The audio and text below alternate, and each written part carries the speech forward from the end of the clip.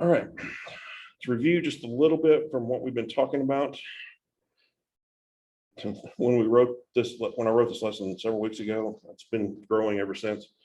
I did not anticipate it taking multiple weeks to get through it, but oh well, such is life. All right, part one, review. We're talking about the man healed at the gate called Beautiful in Acts 3, and the story goes on into Acts 4. So we're talking about that a little bit. Part one, we talked about the word translated beautiful in verse 2 and verse 10, and it really means belonging to the right hour or season. It has nothing to do with the aesthetics or the cosmetics of the gate. They were located, they were placed at the right time gate. And on this particular day, it was the right time. Peter and John operated in the awareness that, okay, today, for whatever reason, is the right time. All the stuff came together. All the things came together into one place to create something that was beautiful. Beautiful gate had nothing to do with how it looked. We get something beautiful when everything comes together at the right time. And I announced to you that it's increasingly strong in my spirit. We have come to the right time. So some things are coming together that are going to produce some beautiful results if we'll just listen and if we'll just obey. Part two, we discussed the prerequisites that I observed in Peter and John before this happened. Hey, how's it going? Cool. Good to see you. All right. So the prerequisites. They regularly walked to and participated in the hour-long prayer meeting. Now, you'd be hard-pressed in today's society to find people that are even willing to walk to the church occasionally, regardless of how far away from the church they live. And then you'd definitely be hard-pressed to find people that are willing to do it daily to attend the hour-long prayer meeting. You did it once? I never walked it. It was a walk. But do you see the level of commitment required for that? I mean, we, in our society today, if it's raining too hard, we won't get in our car and come to church. I kid you not. I didn't want to get out in the rain. I didn't want to get out in the cold. I didn't want to get out. I heard a statistic one time. I was in a leadership conference, and it was a ministerial leadership thing.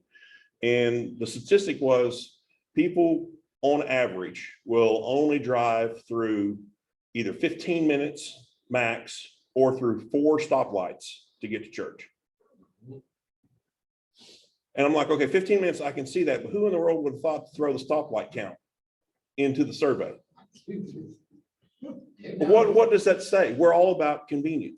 We're all about, this has got to be convenient for me. It's not about, where did God call you? Where did God put you? What assignment do you have? Well, now they can stay at home and watch. Now they can stay at home and watch it online. Like we did during the shutdown. And I was thankful we could do that. And to some extent, I get that. I mean, And when you're away, yeah, you still get to participate with your company, with your group. I'm grateful for that. But we've gone way too lax on the other side of that as well. It's too easy. It's too convenient. There's no effort required. There's no dedication required. And what we're learning on Wednesday nights is you miss out on a lot if you're not around other people going the same direction as you are. What are you missing out on? The ability of the body to minister to the body, to speak to encourage, to deal with the issues that the body has from other members of the body. What is it? What is going on? They're doing the Purpose-Driven Life with Rick Warren. Oh. There's 150 people or something in the auditorium, and we're all sitting around little tables doing round tables, discussing it, reading it on our own. Anyway, it's fantastic. And one of the things that we're coming out of it with is a deeper understanding of why God put us together. What benefits can you only get as a believer by being part of the family, by being an active part of the family?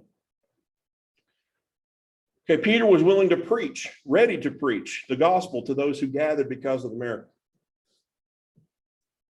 Are we ready to preach when stuff happens? Are we ready to stand up and say, oh yeah, this is what happened. This is what actually transpired here. Or is this, oh goodness, I have no idea what just happened. Oh Lord, let me go call somebody and see if I can get some help on what just happened here. Well, chances are you may not be involved if that's where you're at. I'm not saying God won't do it, but if he chooses to put you in this situation, the point is for you to be ready to speak when people start asking questions as a result of it. So are you ready? Are you prepared? I mentioned the point last week that Peter talks about be ready always to give a hope, to give an answer for the hope that is in you. And I was so proud of myself for so many years that, oh, excellent, I have my answers ready. But then it occurred to me, nobody's asking the question. So that's still a problem. What does that mean? You're not doing anything worth asking questions about. Your life is not any more different than anybody else's that anybody would think to ask you a question about. Different issue then. Are you ready to answer the questions that are asked? Why aren't they asking the question? You're not doing anything. It's just they're just so lost in the world. They don't. That's entirely possible too, but I can't escape the fact that I've got a responsibility in that too. I've got to be the person that's prepared, willing, ready to step to that stage, if you want to call it that, to do something that draws attention to you. More importantly, that draws attention to your God. Yes. They were willing to be arrested for the sake of the cause. We must be okay with whatever suffering and or persecution we receive for the message of Christ. Are we willing to do that? Pastors now in Canada and in Australia, and then probably some of them in the US, are being thrown in jail just for having their churches open. They are defying civil orders about COVID restrictions and all this other junk. Andrew Womack had that happen, and they sued him and he won. But he still had to go through the problem of being arrested, being fined, being whatever. You've got markers now on your record. Yes, he was cleared, but there's still things in your history now that some people are going to have a problem with. And you've got to make the decision, am I okay with other people thinking badly of me having this, I don't want to say criminal record, but it is a criminal record for doing something that I believe is right? Or is it more important that I keep my record spotless? It's a question we've got to ask. It's a question that we've got to answer before we will find ourselves in this situation. He was filled and controlled by the Holy Spirit. Not just filled once, not just controlled on one day, but over and over and over and over and over, they were refilled with the Spirit. And I've said it before, why do you need to be filled again? You leak. If you plug the bathtub and the seal was perfect on the drain of the bathtub, would the water stay in there? Most likely, until you pulled that drain open. But is the seal ever perfect? Now, some of them may be very good and it leaks very slowly, but it still leaks most of the time. Well, I have a startling revelation for you. Your seal isn't perfect. You leak. I leak. Well, and hopefully we're sharing some of that yes, along the way. Yes. So we do need to refill what you have poured out. Yeah, go ahead, Dan. I can testify to the leakage. Because I had just 2 weeks of things that I wasn't here and not in good spirits either. And how distant I felt from God wasn't good. I just, I didn't feel connected at all. And he didn't do anything. It was me, and it was the enemy that was telling me a lot of things. Yeah, I leaked a lot. But I can fully agree that when you're back around people, you want to be around people, right, who are going the same direction you are, especially ones that are really on fire, to fill you back up and feed off of that, and not to use them in any way, shape, or form, but the Holy Spirit will help you fill back up from those people, because they can speak in you. I got to experience that recently, so that's awesome. I'm thankful for it. So another thing is to praise God. Yeah, If you don't feel His presence, of course, yes. it's a song, but I think it's from Scripture. Put on the garment of praise with the spirit of heaviness, that not feeling God, that, life's weighing me down, just start praising. Thank you for your eyelashes and your earlobes and your fingers and anything you can think to praise. And that spirit has to go with that spirit of heaviness. I had an incredible insight several years ago, and it's something that I will never forget. It occurred to me, and through multiple things working together, but it really occurred to me very strongly one time. There is nothing that God can do that should cause me to love him any more or any less. If he never did another thing for me, he's still worthy of my praise. He's still worthy of my glory just because of who he is. Has nothing to do with what he's done for me, even though that's numerous, that's huge. But even though that exists, he is still worthy of my praise, regardless of what my life is saying, what my situation is saying, what is going on in my life. He is still worthy of my praise. But like you said, you have to put on that garment of praise. It doesn't just come on you. You just don't walk through the car wash. Oh, we're going to dump praise on you today. You have to choose to put that garment on. Like Paul and Silas, when they were chained to the wall or the floor in the jail, what were they doing? And did they feel like doing that? Huh? Did they feel like doing I that? bet they didn't. I bet they want to go to bed. They were just doing it. They knew how to. They didn't do it right away. Well, no. They got arrested early. So they probably brought. Well, they did it at night. And then had to wake up to, hey, this is helping. You know, whenever they get you, I don't know, you know, they don't process anything. So, you know, they probably got them in the morning and then they were just complaining about that. And I take comfort in that. Okay, even they didn't clue in immediately. They're human. Yeah, they got to the right answer, but we beat ourselves up. Okay, I got to the right answer. It just took me 2 hours. Well, how long did it take you last year? How long did it take you 10 years ago? You're growing because you're getting to the right place faster than you were. You're going through less turmoil, less back and forth between the onset and between you responding the right way. Yes, Quick note. you're fine. Yeah, that's what we were talking about with the gentleman I had lunch with yesterday. We were just talking about how things are coming faster to us now. Before when we would have difficult times, we'd stay in that time and let it beat us up. But that period is getting shorter and shorter all the time. And we were talking about just being human. That's just it. Human, and we have a sin nature. I mean, But we're both, and we're recognizing that now, it's just growth that we're sharing, that we're getting to experience together, which I absolutely love. right. And it's being used for the right thing. We're not wanting it for ourselves or other. You know, we're both on the same path as far as. The Bible talks about not being ignorant of Satan's devices. Well, if it tells you to not be ignorant, what does that mean? You can be. You probably are by default ignorant of his devices. So if you have the opportunity to no longer be ignorant, what does that mean? You've grown. You're becoming more aware, more awake, more alert to your issues, to the things that you know trip you up, to God's goodness, to God's power, to God's word, to God's authority, the whole system. You just understand what's happening to and around you better than you did before. Eventually, you get to the point where you're not ignorant at all, where nothing catches you off guard. And if you do happen to fall, it's just moments before you realize, oh, that was not a good move. Sorry, repent for that. Get back on course immediately. And you being with your friend, I'm thinking forsake not the assembling of yourselves. Yeah.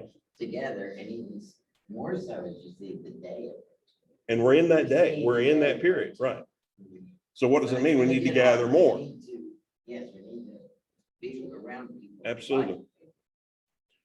We realized that they had spent time with Jesus. I still think about that one version that said it was obvious that they were ignorant and unlearned men.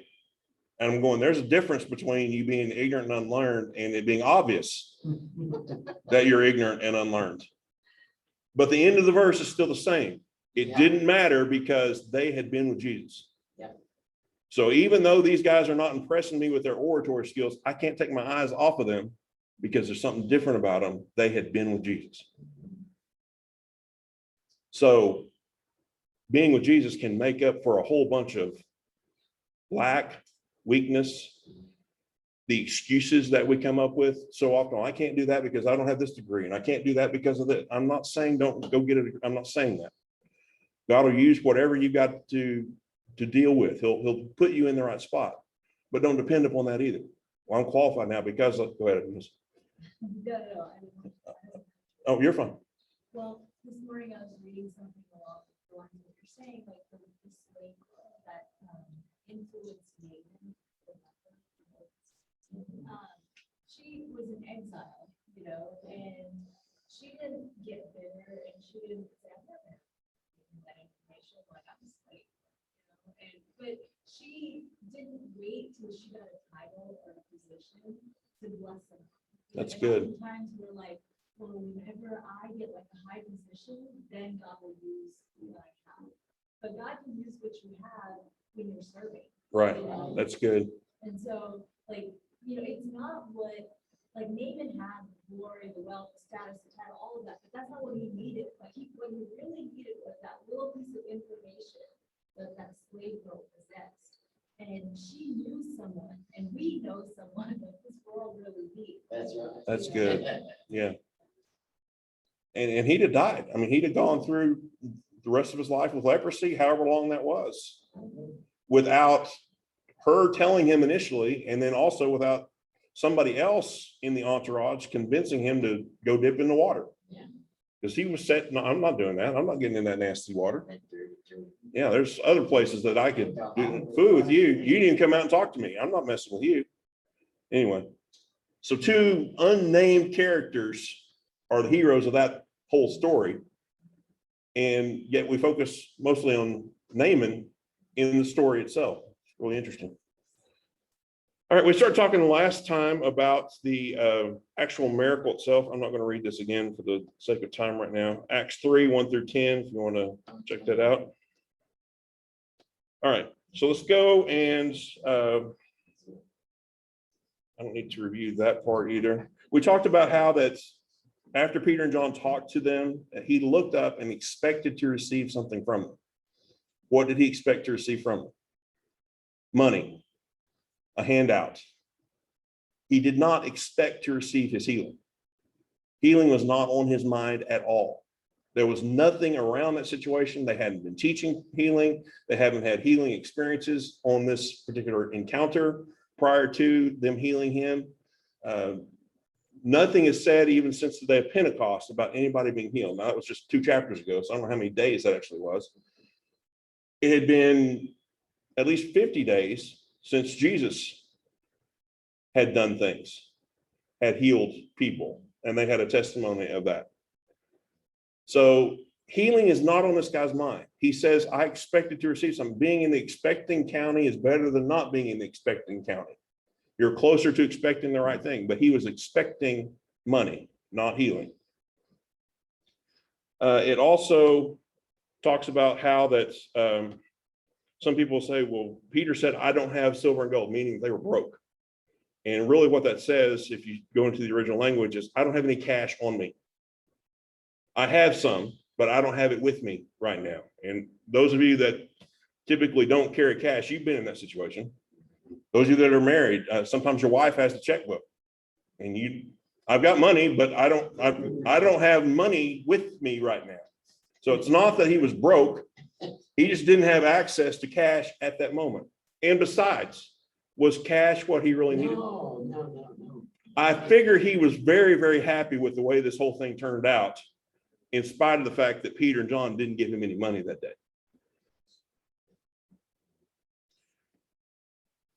Moving right along. Got to all this. I don't know why I didn't take it out of here, but oh well.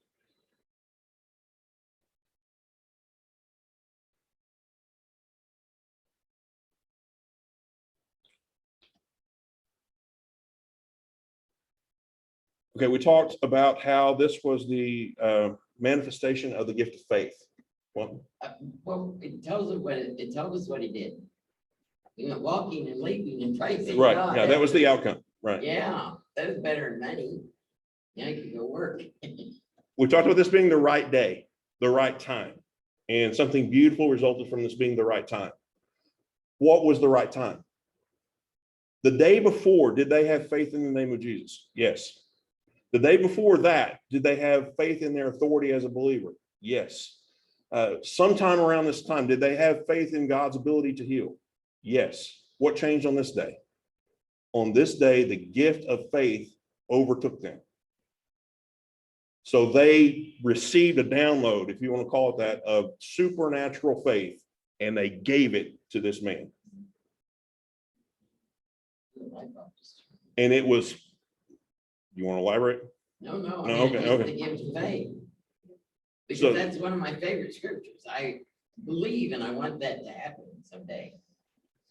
But note that the gift of faith is totally at the Spirit's discretion. This Correct? wasn't a switch that Peter flipped. No. This wasn't a switch that John flipped. This wasn't a switch that the guy flipped. He wasn't even expecting healing. It wasn't his faith. It wasn't Peter and John's normal faith, because they had that every other day when they passed this guy by. So what happened on this day? They got a supernatural impartation of the faith of Jesus for this particular situation, and they administered the faith of Jesus. I suppose if you'd been there close enough that day, you'd have heard bones popping and muscles and tissues cracking and coming together. Now, remember, this guy's been laying there for 40 years. He never learned how to walk. So the next moment, he is jumping and leaping and dancing and running around. So not only did he get healed, he received supernaturally the ability to balance, walk, coordinate. His muscles would be atrophied, Awesome. having sat there for 40 years, never using those leg muscles, never using those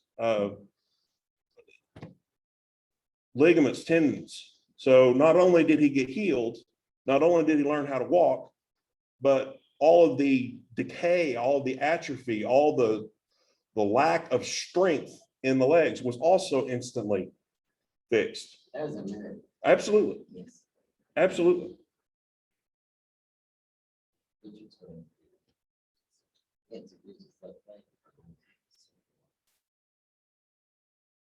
So the guy gets up, he starts walking, dancing, running around, leaping, praising God. And the people see it. They recognize who this guy is. We've talked about that before. How many times we'd have to see this guy to recognize him in an unusual situation? An example that I used is the people with the cardboard signs at the corners on your way to work. You saw one of them in the mall. Now, I'm not talking about why he's in the mall. I'm just saying you wouldn't expect to see him in the mall.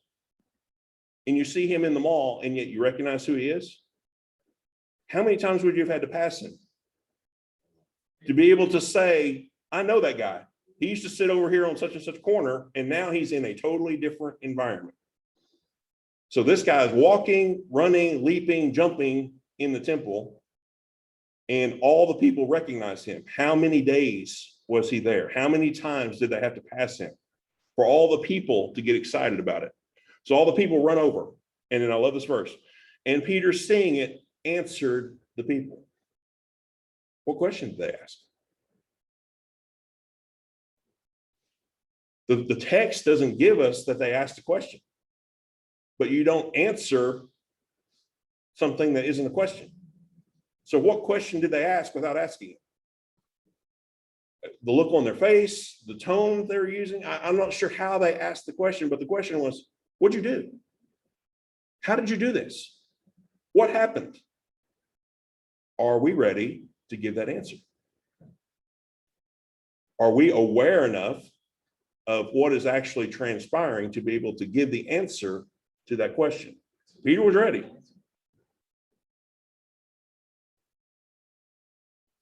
That's the reason that certain manifestations, including this one, are called wonders, because they make you wonder. How did that happen? What is going on here? We could use a few more wonders in our world today. And I dare say that we're about to experience them, hopefully personally, but at the very least, the church, capital C church, is going to see an increase in the occurrence of these wonder things, these miraculous things that nobody can deny, that you're just going, wow. But we might need to be around to see it because it ain't gonna get put on the news media. Well, They're not gonna share God. I have a feeling that will change too, that there will be more and more Well, I hope things. You're right. When it's undeniable. Absolutely. And then people with social media, it's caught on social media. Right. It's like wildfire. And the example that I used when we talked about this before was, I can't remember, Dak Prescott, quarterback for the Cowboys. Last year, fourth or fifth game of the season, he had a pretty gruesome leg injury. His leg was broken at the end of a game. They ended up winning that game. They didn't win many more after that, but it really destroyed their whole season. But as they're carting this guy out and the nation is watching Dak Prescott being carted out, what if somebody would have gone over there and laid hands on that leg and that thing popped back into place and this dude comes out and finishes the game? How do you deny something like that? How do you challenge something like that? Even if you wanted to, you couldn't ignore that. Even if the news reporters didn't want to report that, but you know that's going to be on their news reel that night. Do what? Yes, yeah. Now they lie so much, but probably what they say. But they're still talking about it. They're trying to dismiss it. And then later in this story, we see these guys would have loved to dismiss this miracle. They would have loved to have written this thing off, but they couldn't because there's too many people that saw what happened. There was too many people that knew who this guy was. And I have a feeling that that is going to come, that is going to be the way that this is. How do you argue with that? I was there. I saw it. I was next to them when this leg grew back out. I was next to them when this guy got up and walked. I was next to them when this happened. We know the guy. There he is. Go talk to him. When that stuff starts happening, it's undeniable. Now, that doesn't mean that people are automatically going to come and accept Jesus, but it very much means they're going to have to at least answer a question.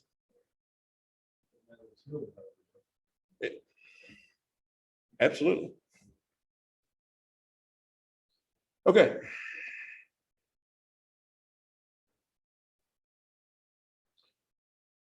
Okay, Acts 3:12. Peter saw the crowd had gathered and said, "Friends, why are you surprised at what has happened? Why are you staring at us? Do you think we have some power of our own? Do you think that we have been able to make this man walk because we are so religious?" Would we be surprised if something like this happened today? And I'm not asking for the religious answer there. I'm just, in your own mind, would you be surprised when something like this happens? Are you talking about the miracle? The miracle itself, right? I think people are out here in casts and broken through. That'd be surprised. It's not like they haven't been prayed for healing. They're still in casts. Roman. We wouldn't be surprised that God could do something like that. We would be surprised that he did what we knew that he could do. And then my question is, why would we even be surprised at that? And the answer right now is we don't see it frequently enough for us to not be surprised by it.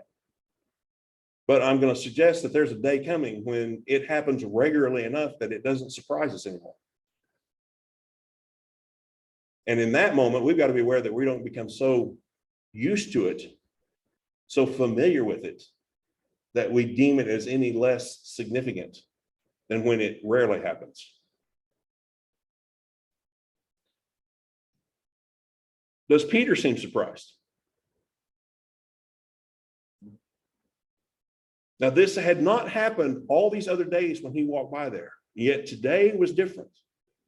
Did that surprise him?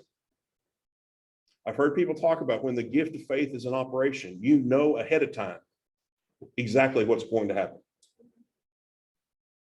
It's one of the characteristics. I don't flow in that gift. I don't think I ever have, but it's one of the characteristics of that gift that you just know. It doesn't matter how you know, you just know what is about to transpire. So you are not surprised when it does. Now, when you get the download, when we're supposed to do this thing, whoa. Imagine what they're going through. They had walked by this guy day after day after day and hadn't done anything. They had likely seen Jesus walked by this guy a few times, and Jesus didn't do anything. Whoa, what was that? Maybe it was that day for the people that were in the temple, they were gonna see. There were other reasons that he waited. There were other reasons that today for him was the right I day. mean, nobody may have known that was involved, but God had a reason. Right. I don't know. But it's still going to be an interesting thing to watch Peter's obedience here. Because this is a new instruction for him with regard to this guy. Are we going to be willing, when that day arises, to do something new with an individual that we have seen multiple times before? Why didn't we ever pray for them before? Why didn't they ever get healed before? It wasn't the right time. Could be one of the answers. There are other factors, but that could be one of the answers. Okay, in talking to the man, Peter said, look at us. Silver gold we don't have, but what we do have, I give to you. And now he's telling the people, why are you looking at us? As if by our power, as if by our ability. So why did Peter say to him, look at us? I think it was to get his attention so that he could release that faith into him. He had to grab his hand. So he thought he was expecting to receive money. If you're in a begging situation, somebody's going to give you, you think, money. Look at their hands so you don't drop any of the coins, drop any of the cash. And in the process of looking, the process of touching, they were able to impart this gift of faith into this guy and get this guy healed. I asked the Lord once why we don't see stuff like this today. Understand that this was before I understood much about faith, about healing for miracles, about how much we cooperate with the Holy Spirit. His answer to me at that time was very revealing. He said that when we finally get to the point where we don't try to take credit for it, we will see stuff like this again. How many people do you know that, and maybe it's you, maybe it's me, I don't know, you're involved in something like this. And when the news reports come out, do you want to be the one giving the speech? Do you insist that it be you on the camera that tells the story? Or do you care? So as soon as we get to the point where we don't try to take the credit for it, oh, look at me, look at what I did, we'll see more stuff like this because the correct person is being glorified. You're not being glorified. So Peter's saying, look, it had nothing to do with us. We were in the right place at the right time and God chose to do something. Had nothing to do with us. They were obedient. They were obedient. Yeah, That part did depend upon them. Yes, they have to be an open channel. correct. But it wasn't their power No. because their power didn't change from the day before and the day before that and the day before that and the day before that. It wasn't, we had a new epiphany last night, so I'm going to try this new revelation that I had. It had nothing to do with them. It had everything to do with the Holy Spirit decided today was the day. Go ahead. I think one thing that I love about the story is it really emphasizes the timing. Because I think a lot of times I feel guilty, like if I see sick people around me and I prayed for them, and what is wrong with me? You know, and then I start to take that on myself. Like for example, my son, he's been dealing with like allergies. We have prayed and prayed over him. We prayed for other things and there's healing, but like we're praying for him and like nothing's happening. And like when you were talking about how Jesus probably walked by the same man, you know, and Jesus didn't really feel an urge to heal him, you know, and Jesus at the pool of Bethesda, where there's like a bunch of sick people, Right. You know, like he only went to that one person. And it really goes to show you that everything has to come in alignment and the timing has to be right, you know, and then you move. And so maybe that situation has to get really bad and the right people have to be there to witness it. And so don't feel guilty whenever you pray for something and it doesn't happen. Like be in tune with the timing of God and the leading of God, and at the right time it will happen. And then you can't take the credit for it. Right. You know? And I wonder how many of those delays are because for whatever reason, we would just try to take the credit. Yeah, I would believe that it happens at that time, so you give God full glory that he deserves. That, because if it happens immediately, I think you probably take like, oh, wow, look what I did. Right. And instead of giving God the glory that, that he obviously deserves. Sometimes things are held back, because I know I can wait for things too, but there's things that I've prayed for that have happened. And I'm happy, but did it diminish the glory? I don't know, maybe. But there's times that I've prayed for things and then it happens unexpectedly, not in my time, but in God's time, and you're like, and when you see it, you fully give God the glory that Right. he deserves. Right. Because we've experienced that. And you will experience both. In the course of your lifetime, you will experience things that happen immediately, whether or not you really expected them to happen immediately. And then there'll be other situations where you did expect something to happen immediately and it didn't happen immediately. God wants our trust. He is very much motivated by getting us to trust him completely. And he will make you go through some things that require you to trust him. If you hadn't gone through them yet, just wait. And they're sometimes they're not. Absolutely. But The You point have to is go to through get you to trust him. yeah, I can only speak from experience just recently that. That we have to do some stuff and it happened for me to realize, okay, trust me, not, Were you gonna say something? Yeah. Okay. So I'm not 100% sure on this, but to me, we've got this resurrection power living inside of us, right? And whenever we ask for something, God doesn't delay his response. He sends it right away. So if you don't get it right away, then there is a hindrance. Right. That's preventing. Like with Gabriel, he sent it and it took him, 20 days. 21 days, right?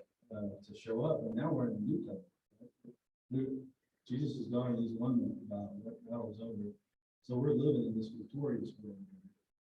So if there is a hindrance, then there's a legal, the devil has a legal right to hinder it some way or another. So like the timing can line up, it can be God's timing, because like if somebody needs to see this certain thing, then he can act. But I mean, I guess to me, it's like we have this power and we can speak it into existence, and if we don't see it, there's something that's hindering it that still needs to be overcome. It's not, God's not just like leaving your baby with allergies because he thinks somebody needs to see something and learn. He wants it well, he created them, perfect health, And so it's an attack by the enemy. I mean, because we live in this fallen world and he's the king of the world, right? But we have to live in this state of victory. Like, well, how does somebody that's been defeated continue to fight that? I think the people that have won allow it to happen. Yeah. So I think it almost seems like we almost can come into like these excuses. It's like, oh, it's just God's timing, And it's like, oh, there's something going on there. Like that. Now I firmly believe like you can sit there and pray and pray and pray, and eventually it's going to happen. Because you're going to come through and you're going to find something and figure something out, and your brain's going to get out of the way, and you're going to let the revelation in. I agree. I think that when we first started praying for my son's allergies, God gave the answer, and it's yes. Like, the answer is yes, I want your son healed, right? But there's something that has to transpire in the spiritual realm, right? For that to come into manifestation. And I will say that as we've been praying and praying, like God is revealing to us, it's the detergent, like that you're using, and like you said, like God will reveal something to you, right? The ultimate result is healing is what God wants, right? How you get there, God will, God gets to decide how that's going to happen. That's what I mean. Like he's not waiting for you to like have 17 prayers and then on the 18th one, like you're not going to have. There's not going to be like, oh, now they have the faith. Like they just needed this extra. step or whatever, they need somebody else to come in, you know, like, as soon as you ask, he's in. As soon as you ask, he answers. Right? We're told the power of life and death is in the tongue. So maybe we need to start saying, we thank you, Lord, that these allergies are gone. And if we test they're gonna go. Andrew Womack again is popping in my head, but you can get on his website. There are all these people that have horrible things, but they got in their heart and in their mind, God wants me well. And they begin to confess it over and over and over again, no matter. But one girl had all those kind of things where you are allergic to every smell and all this stuff, and it's amazing because they give their testimony on the other end of having confessed God's word enough and know what God wanted them well. It's just, yeah, we have a lot of power we don't use. Or we say, oh, my head hurts, you know, or people will say, oh, well, I get the flu every fall. They're gonna get it every fall. I don't ever get the flu. Right. Yeah, I mean, it's true, I don't, but I think it's a long time ago, I learned that. Not from Andrew, it was probably from Copeland or somebody way back there when I was 27 to 30. To start confessing the good things over you that you knew God wanted. God wants us well, God wants us whole. He wants us to have enough to sustain our families, you know. Thank Okay, you for those let's things. review the two different ideas here just a minute, try to bridge them together. In this particular case, they had not prayed for this guy before. No, So the timing aspect of it was to even pray the prayer. So we're not saying that the timing was involved in the healing necessary as the timing was involved in on this day, we're going to pray the prayer. The first time we pray the prayer and it's going to work miraculously. did they pray in prayer? I Oh, thought they spoke to him, they addressed the situation, but they had not done that spoke to before. it. No, they hadn't. So this was not a timing thing from the perspective of time between the prayer and the answer. The timing was all the things coming together to pray the prayer at the right time. And then what Aaron was saying was a legal right after the prayer that is a hindrance. And you're learning it's the detergent. Had he have healed him immediately, you'd still have the detergent problem. So this thing would like be reoccurring. So when God doesn't do it by our ideas immediately, what is that saying? There's something else about this we need to learn. There's something else about this that we need to understand. There's something else that's giving this circumstance, it's giving this energy to keep feeding the problem. Do you see how those two are a little different with that? Did I convey your idea? Right, okay. And it's not anybody's fault. And I'm not saying quit praying until you get, I'm saying once you pray, your faith is, okay, God heard us, he sent the answer. Now we're going to walk this thing out. Whatever that looks like, however long that takes. He's done his part, healing came, now I'm doing my part and I'm going to process receiving my healing. Might it be you need more faith? It's possible. Before you can fully receive that. Well, how do you get that? You get in the word yourself. You get a mind change. So whatever that thought was the legal hindrance that prevented you from full reception of what was going on. Does that all make sense? Does that all kind of fit together? And that's a little different than this account here. I wish it happened instantly every time. I wish it was like Jesus, and with the exception of that one occurrence where he had to pray twice that I know of, they all happened immediately. I wish it was that way. But I also know God's going to force us to trust him. Us doing the praying, us doing the receiving of the prayer. He's going to force us to trust him. And in the process of trusting, we're going to learn, we're going to grow, we're going to develop, we're going to remove that legal thing that's preventing this thing from flowing freely. We don't think about, I think more about Satan being a legalist than God being a legalist. But because Satan is a legalist, God has to be a legalist too. And I'm not saying that you have to do all this and you have to check. I'm not saying legalism. I'm saying he wrote the law and he has to follow the law exactly like he wrote it. He can't deviate the spiritual law that he created. It would be unfair. He's not unfair. He's completely just. So everything that he wrote, he's got to fulfill legally. I talked before about how when Abraham offered Isaac as a sacrifice, he was willing to offer it. Had he not have done that, it would have been illegal for God to send Jesus. I don't know if you've ever thought about that, but it would have been a violation of the law for God to just superimpose his will upon the system that he created and reintroduce another solution, had not one of his family who have gone through the process been willing to do the same thing. Does that make sense? So he's a legalist, but he's got to be because Satan is a legalist. So he has got to do things exactly by the letter.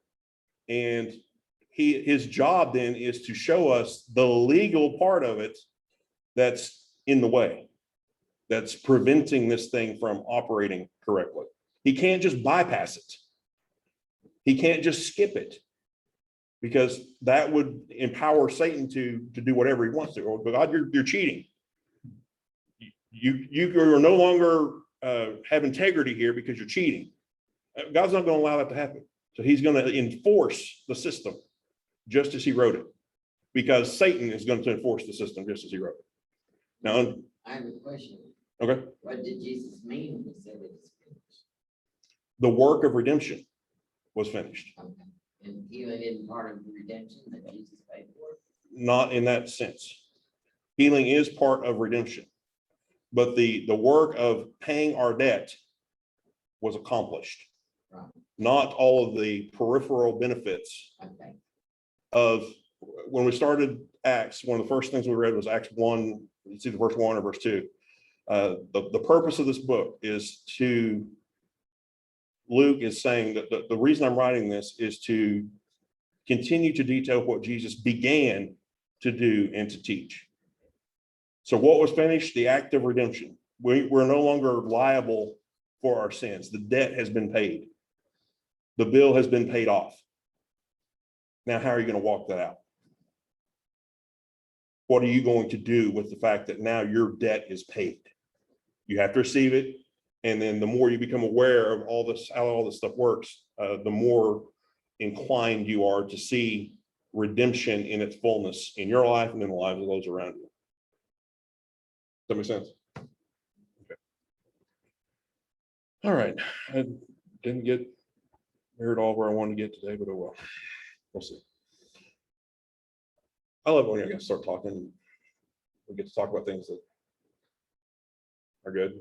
I get challenged. I get excited. I enjoy it so much. Thank you for your comments. Thank you for being willing to step out there and do some things. So we will continue this next week.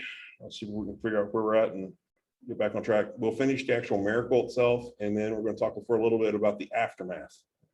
What happened as a result of this miracle? Why did God choose to do this one this way? What were the benefits? What occurred? How does that impact us? And then moving forward, as this becomes an example to us, what does it look like? How are we supposed to let this change our direction, change our course, to change what we're doing as a local lowercase c church, and then as a global capital C church? What can we learn?